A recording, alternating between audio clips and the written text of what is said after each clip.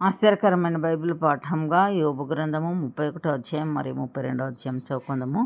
నేను నా కనులతో నిబంధన చేసుకొంటిని, కన్యకను నేను ఎలాగు చూచుదును, అలాగు చేసిన ఎడల పరముననున్న దేవుని ఆజ్ఞ ఏమగును, ఉన్నత స్థలముననున్న సర్వశక్తుని స్వాస్థ్యం ఏమగును.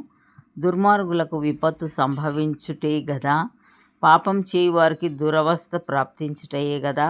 ఆయన నా ప్రవర్తన నేరుగును గదా, నా అడుగు జాడలనన్నిటినీ లెక్కించును గదా. అబద్ధికుడనై నేను తిరుగులాడిన ఎడల, మోసం చేయుటకై నా కాలు త్వరపడిన ఎడల, నేను యథార్థుడనై ఉన్నానని దేవుడు తెలుసుకున్నట్లు న్యాయమైన త్రాసులో ఆయన నన్ను తూచునుగాక. నేను త్రోవ విడిచి నడిచిన ఎడల, నా మనస్సు నా కన్నులను అనుసరించి సంచరించిన ఎడల, మాలిన్యమేమైనను నా చేతులకు తగిలిన ఎడల, నేను విత్తిన దానిని వేరొకడు భుజించునుగాక, నేను నాటినది పెరికివేయబడునుగాక. నేను హృదయమున పరస్త్రీని మోహించిన ఎడల, నా పొరుగువాని ద్వారం నేను పొంచి ఉన్న ఎడల, నా భార్య వేరొకరిని తిరుగలి విసరునుగాక, ఇతరులు ఆమెను కూడుదురుగాక.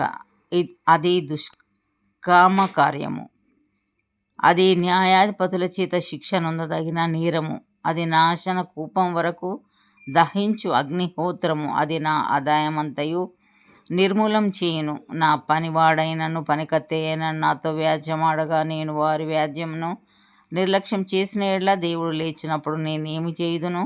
ఆయన విచారణ చేయనప్పుడు నేను ఆయనతో ఏవి ప్రత్యుత్తరమిత్తును? గర్భమున నన్ను పుట్టించిన వాడు వారిని కూడా పుట్టింపలేదా? గర్భంలో మమ్ము రూపించిన వాడు ఒక్కడే గదా. బీదలు ఇచ్చయించిన దానిని నేను బిగపట్టిన ఎడలను, విధవరాండ్ర కన్నులు క్షీణింప చేసిన ఎడలను, తల్లిదండ్రులు లేని వారిని నా అన్నములో కొంచెమైనను తిననీయక, నేను ఒంటరిగా భోజనం చేసిన ఎడలను, ఎవడైనను వస్త్రహీనుడై చచ్చుట నేను చూడగను, బీదలకు వస్త్రం లేకపోవుట నేను చూడగను. వారి దేహములు నన్ను దీవింపకపోయిన ఎడలను, వారు నా గొర్రెల బొచ్చు చేత వేడిమి పొందకపోయిన ఎడలను, గుమ్మంలో నాకు సహాయం దొరుకునని తండ్రి లేని వారిని నేను అన్యాయం చేసిన ఎడలను, నా భుజశల్యము దాని గూటి నుండి పడునుగాక, నా బాహువు ఎముకలోనికి విరుగునుగాక. నేనాలాగు చేయలేదు. నా బాల్యం మొదలుకొని దిక్కులేని వాడు తండ్రి భావముతో నన్ను భావించి నా యొద్ద పెరిగాను. నా తల్లి గర్భమందు పుట్టిన నాట నుండి దిక్కులేని వానికి నేను మార్గదర్శినైతిని. దేవుని మహాత్యం ఎదుట నేను నిలువజాలననియు, ఆయన నన్ను నిర్మూలము చేయుననియు భీతి పుట్టెను. సువర్ణము నాకు ఆధారమనుకున్న ఎడలను, నా ఆశ్రయము నీవే అని మేలిమి బంగారంతో నేను చెప్పిన ఎడలను, నా ఆస్తి గొప్పదని గాని, నా చేతికి విస్తారము సొత్తు దొరికేనని గాని నేను సంతోషించిన ఎడలను, సూర్యుడు ప్రకాశించినప్పుడు నేను అతనినే గాని, చంద్రుడు మిక్కిలి కాంతి కలిగి నడుచుచుండగా అతనినే గాని చూచి, నా హృదయం రహస్యంగా ప్రేరేపింపబడి వారి తట్టు చూచి నా నోరు ముద్దు పెట్టిన ఎడలను, పరముననున్న దేవుని దృష్టికి నేను వేషధారినవదును. అదియు న్యాయాధిపతుల చేత శిక్ష నొందదగిన నేరమగును. నన్ను ద్వేషించిన వానికి కలిగిన నాశనమును బట్టి నేను సంతోషించిన ఎడలను, అతనికి కీడు కలుగుట చూచి నేను ఉల్లసించిన ఎడలను, నేనాలాగు చేయలేదు. అతని ప్రాణమును నేను శపించలేదు. పాపం చేయుటకు నా నోటికి నేను చోటియ్యనే లేదు. అతడు పెట్టిన భోజనము తిని తృప్తి పొందని వానిని చూపింపగలవారెవరని నా గుడారమందు నివసించువారు పలుకని ఎడలను, పరదేశిని వీధిలో ఉండనీయక నా ఇంటి వీధి తలుపులు తెరిచి తిని గదా.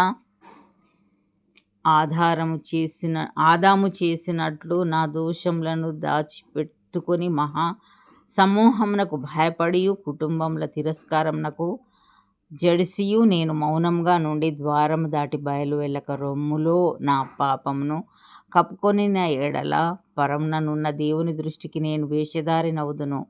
నా మనవి వినుటకై నాకొకడు ఉండవలెనని నేనెంతో కూర్చున్నాను. ఇదిగో నా చేవ్రాలు గుర్తు, ఇదిగో నా ప్రతివాది వ్రాసిన ఫిర్యాదు. సర్వశక్తుడు నాకు ఉత్తరం ఇచ్చునుగాక. నిశ్చయముగా నేను నా భుజము మీద దానిని వేసుకొందును. నాకు కిరీటముగా దానిని ధరించుకొందును.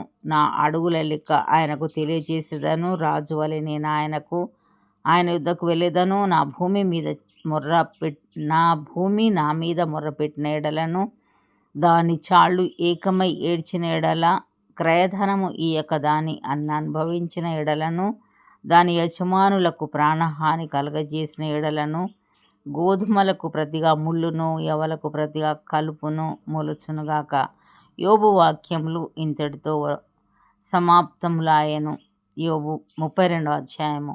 యోబు తన దృష్టి యందు తాను నీతిమంతుడై ఉన్నాడని ఆ ముగ్గురు మనుషులు తెలుసుకొని అతనికి ప్రత్యుత్తరం చెప్పుట చాలించిరి. అప్పుడు రాము వంశస్థుడును బూజీయుడును బరకెయేలు కుమారుడు నగు ఎలీహు యోబు దేవుని కంటే తానే నీతిమంతుడైనట్లు చెప్పుకొనుట చూచి అతని మీద బహుగా కోపగించెను. మరియు యోబు యొక్క ముగ్గురు స్నేహితులు ప్రత్యుత్తరమేమీ చెప్పకయే యోబు మీద దోషము మోపినందుకు వారి మీద కూడా అతడు బహుగా కోపగించెను. వారు ఎలీహు కన్నా ఎక్కువ వయస్సు గలవారు కనుక అతడు యోబుతో మాట్లాడవలెనని కనిపెట్టి ఉండెను. అయితే ఎలీహు ఆ ముగ్గురు మనుషులు ప్రత్యుత్తరమేమీ ఇయ్యకపోవుట చూసినప్పుడు అతని కోపం రేగాను. కావున బూజీయుడు అయిన బరకెయేలు కుమారుడగు ఎలీహు ఇలాగు మాట్లాడసాగాను.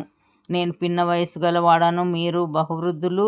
ఆ హేతు చేతను నేను భయపడి నా తాత్పర్యము మీకు తెలుపుటకు తెగింపలేదు. వృద్ధాప్యం మాట్లాడదగును, అధిక సంఖ్య గల ఏండ్లు జ్ఞానం బోధింపదగునని నేను అనుకొంటిని. అయినను నరులలో ఆత్మ ఒకటి ఉన్నది, సర్వశక్తుడగు దేవుని ఊపిరి వారికి వివేచన కలుగచేయును. వృద్ధులు మాత్రమే జ్ఞానవంతులు కారు, బహువయస్సు గలవారు ఒకప్పుడు న్యాయము తెలిసిన వారు కారు. కావున నేను నా మాటను అంగీకరించుడని మనవి చేసుకొనుచున్నాను. నేను సహితము నా తాత్పర్యం తెలుపుదును. నేమి పలుకుదుమా అని మీరు యోచన చేయుచుండగా నేను మీ మాటల కొరకు కనిపెట్టుకొంటిని. మీ అభిప్రాయము చెవిని వేసుకొనుటకై మీరు చెప్పిన వాటికి బహుజాగ్రత్తగా చెవి ఇచ్చి తిని. అయితే మీలో ఎవరును యోబును ఖండింపలేదు, ఎవరును అతని మాటలకు ప్రత్యుత్తరం ఇయ్యలేదు. కావున మాకు జ్ఞానం లభించినదనియు దేవుడే గాని నరులు అతన్ని జయింప నేరరనియు మీరు పలకకూడదు. అతడు నాతో వాదమాడలేదు. మీరు చెప్పిన మాటలను బట్టి నేను అతనికి ప్రత్యుత్తరం ఇయ్యను. వారు ఆశ్చర్యపడి ఇకను ఉత్తరమియ్యకయున్నారు. పలుకుటకు వారికి మాట ఒకటియూ లేదు. కాగా వారికనేమియు ప్రత్యుత్తరం చెప్పకయున్నారు. వారు మాట్లాడకపోవుట చూచి నేను ఊరకుందునా? నేను ఇయ్యవలసిన ప్రత్యుత్తరం నేనిచ్చేదను. నేనును నా తాత్పర్యం తెలిపేదను. నా మనస్సు నిండా మాటలున్నవి. నా అంతరంగముననున్న ఆత్మ నన్ను బలవంతం చేయుచున్నది. నా మనస్సు తెరవబడని ద్రాక్షారసపు తిత్తి వలెనున్నది. క్రొత్త తిత్తుల వలె అది పగిలిపోవుటకు సిద్ధంగానున్నది. నేను మాట్లాడి ఆయాసం తీర్చుకొనేదను. నా పెదవులు తెరచి నేను ప్రత్యుత్తరం ఇచ్చేదను. మీరు దయచేసి వినుడి. నేను ఎవరి ఎడలనో పక్షపాతినై ఉండను. నేను ఎవరికిని ముఖస్తుతి బిరుదులు పెట్టను. ముఖస్తుతి చేయుట నా చేత కాదు. అట్లు చేసిన ఎడల నన్ను సృజించిన వాడు నన్ను శీఘ్రంగా నిర్మూలము చేయును. ఇంతటితో ఈ దినం కొరకైన బైబిల్ పాఠము సరి.